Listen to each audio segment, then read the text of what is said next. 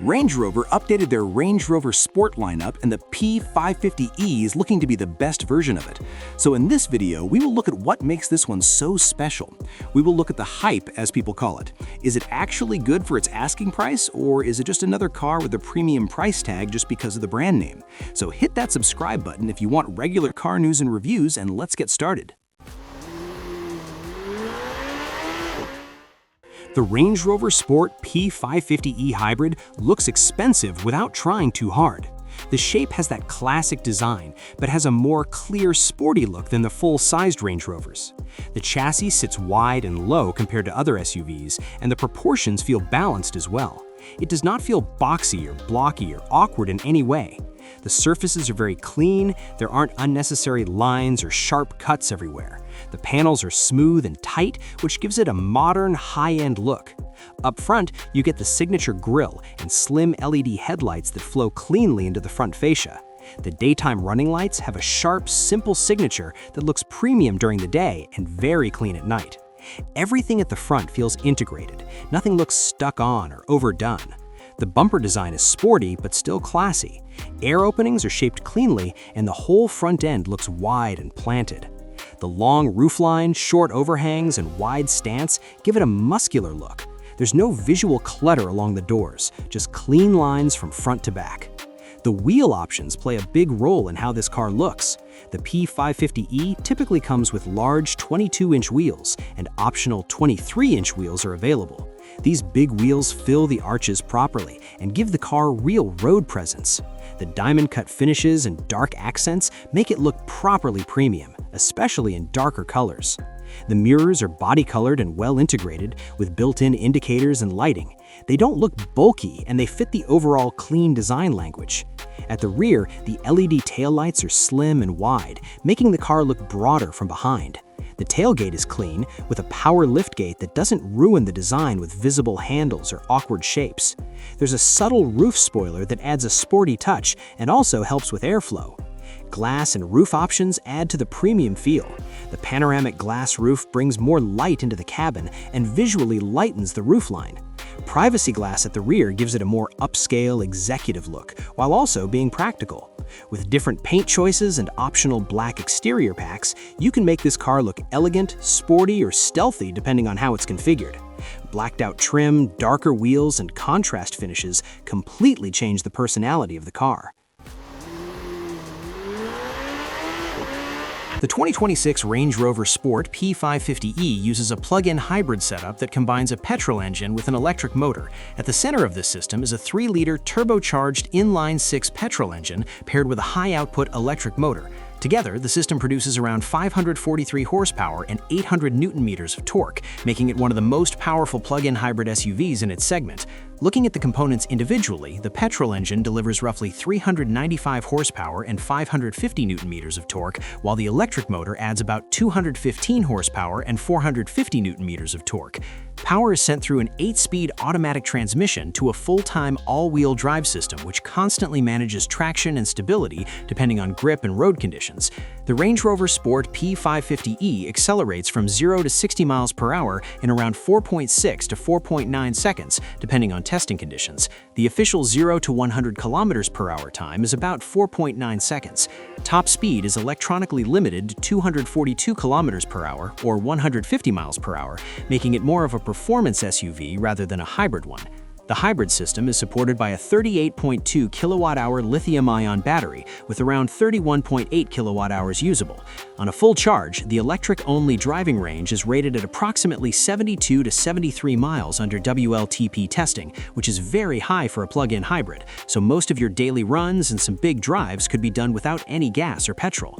Charging is straightforward and flexible. Using a 7-kilowatt home wall box, a full charge takes around 5 hours. With DC fast charging at up to 50 kilowatts, the battery can be charged to 80% in about 40 minutes. In full electric mode, the vehicle can drive at speeds of up to 140 kilometers per hour, or roughly 87 miles per hour, without the petrol engine engaging. Fuel efficiency depends heavily on charging habits. European test figures show combined fuel use of around 11 liters per 100 kilometers, with CO2 emissions of roughly 63 grams per kilometer. In real-world driving, owners who charge regularly can see much lower fuel use than drivers who rely mainly on the engine. Despite a curb weight of over 2,700 kilograms, the performance of this car is still very good because of the high torque output and advanced all-wheel drive system. When properly equipped, towing capacity can exceed 6,000 pounds. The inside of the Range Rover Sport is luxury in and of itself. The finishes, the texture, and materials are all premium, which does not scream at you, but you know instantly just by looking that there was no compromise made here. Depending on the trim, you get semi-aniline or Windsor leather, and both feel soft and rich to the touch. The leather wraps across the seats, dashboard, and doors mixed with metal accents that give the cabin a solid, expensive feel. You can also choose different interior colors and finishes, so it doesn't feel like a one-style-fits-all setup. Up front, the seats are seriously well equipped. They're multi-adjustable with heating, ventilation, and even massage functions on higher trims. Once you dial in your seating position, the car remembers everything: seat position, mirrors, and steering wheel, so getting back in always feels familiar. In the back, passengers get plenty of legroom and headroom, and the rear seats can recline, which makes longer drives far more comfortable than most sporty SUVs. The dashboard design goes for a clean, modern look. There are very few physical buttons here. Most controls are handled through the touchscreen or the steering wheel. The dash itself is layered with leather, wood, or satin-style trim depending on the spec, and higher trims add a suede or morzine headliner that makes the cabin feel quieter and more enclosed. While fewer buttons might feel worse for the driver, it does make it look nice. However, I and many others do prefer physical buttons over everything being touch only. At the center of everything is the PV Pro infotainment system. The large 13.1-inch touchscreen floats above the dashboard and controls navigation, media, climate, and vehicle settings.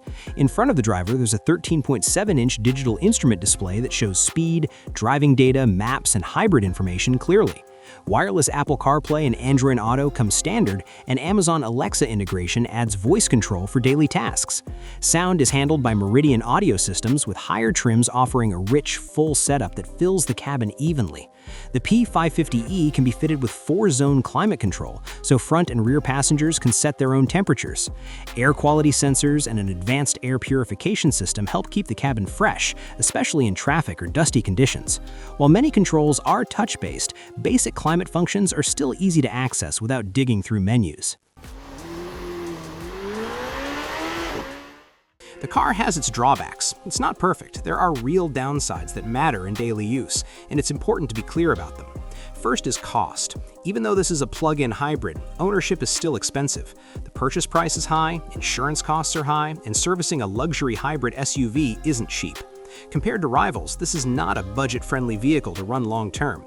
Not like Range Rover is known for making budget or value-for-money cars, but even in the luxury car department, this thing costs a little too much.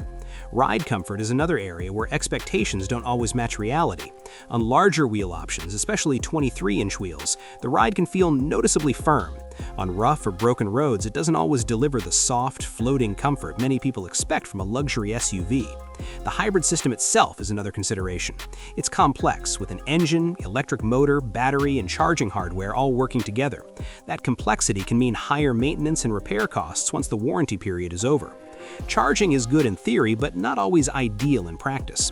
In some regions, the car supports only single-phase AC charging, which means home charging can be slower than expected if you have a higher capacity power supply. Also, there is the case of having most of the functionality hidden behind screens and menus. I always liked having physical buttons for most of the main functionalities, and the P550e does not provide that. It is, however, a preference thing. Some people actually do like the screens, so it's mainly up to you whether or not this is a drawback. The built-in navigation system isn't always as accurate or as smooth as phone-based apps, sometimes choosing slower routes or missing traffic changes. The P550e is heavy, and while it's quick in a straight line, it might struggle with sharp corners at higher speeds. Also, some other minor problems that people reported were slow keyless entry response, minor build quality glitches, and wireless CarPlay dropouts. These might be unique issues and might have to do with a specific car and not with P550e as a whole, but I thought to list them out just to keep you informed. The car has its drawbacks. It's not perfect. There are real downsides that matter in daily use, and it's important to be clear about them. First is cost. Even though this is a plug-in hybrid, ownership is still expensive. The purchase price is high, insurance costs are high, and servicing a luxury hybrid SUV isn't cheap. Compared to rivals, this is not a budget-friendly vehicle to run long-term. Not like Range Rover is known for making budget or value-for-money cars, but even in the luxury car department, this thing costs a little too much. Ride comfort is another area where expectations don't always match reality. On larger wheel options, especially 23-inch wheels, the ride can feel noticeably firm. On rough or broken roads, it doesn't always deliver the soft, floating comfort many people expect from a luxury SUV. The hybrid system itself is another consideration. It's complex, with an engine, electric motor, battery, and charging hardware all working together. That complexity can mean higher maintenance and repair costs once the warranty period is over. Charging is good in theory, but not always ideal in practice. In some regions, the car supports only single-phase AC charging, which means home charging can be slower than expected if you have a higher capacity power supply. Also, there is the case of having most of the functionality hidden behind screens and menus. I always liked having physical buttons for most of the main functionalities, and the P550e does not provide that. It is, however, a preference thing. Some people actually do like the screens, so it's mainly up to you whether or not this is a drawback. The built-in navigation system isn't always as accurate or as smooth as phone-based apps, sometimes choosing slower routes or missing traffic changes. The P550e is heavy, and while it's quick in a straight line, it might struggle with sharp corners at higher speeds. Also, some other minor problems that people reported were slow keyless entry response, minor build quality glitches, and wireless CarPlay dropouts. These might be unique issues and might have to do with a specific car and not with P550e as a whole, but I thought to list them out just to keep you informed. After looking at the 2026 Range Rover Sport P550e as a complete package, it becomes clear what this car is trying to be and who it's really for. It's a luxury SUV first, with performance and electric capability added in a way that still feels very much like a Range Rover. The 2026 Range Rover Sport P550e ultimately stands as a deliberate choice, rather than an obvious one, because it asks you to value experience over optimization. It delivers serious power and strong electric range in a way that feels effortless, wrapping hybrid performance inside a vehicle that looks confident, feels genuinely luxurious inside, and carries the road presence people expect from a Range Rover. The cabin is calm, solid, and comfortable, the seats and materials feel properly premium, and the electric driving capability is good enough to handle daily use without feeling like a compromise. At the same time, the weight is always there in the background. The reliance on touchscreens can frustrate, charging and software aren't as seamless as some rivals, and ownership costs are undeniably high for something that still isn't fully electric. Small usability issues, real-world reliability concerns, and the complexity of the hybrid system mean this isn't a stress-free ownership proposition for everyone. But taken as a whole, the P550e works because it knows what it is, a powerful, refined luxury SUV that happens to be a plug-in hybrid, not a tech experiment or an efficiency-first vehicle. If you want luxury, presence, and performance with the option to drive electric when it suits you, and you're comfortable with the costs and compromises that come with that, the P550e makes sense in a way that few hybrids in this segment actually do. What do you think of this one? Is it the best-in-class premium SUV, or just another upgraded Range Rover Sport for 2026? Let me know in the comments down below. If you enjoyed this video, hit that like and subscribe button. YouTube thinks you might like this video popping on your screen right now. See you in the next one.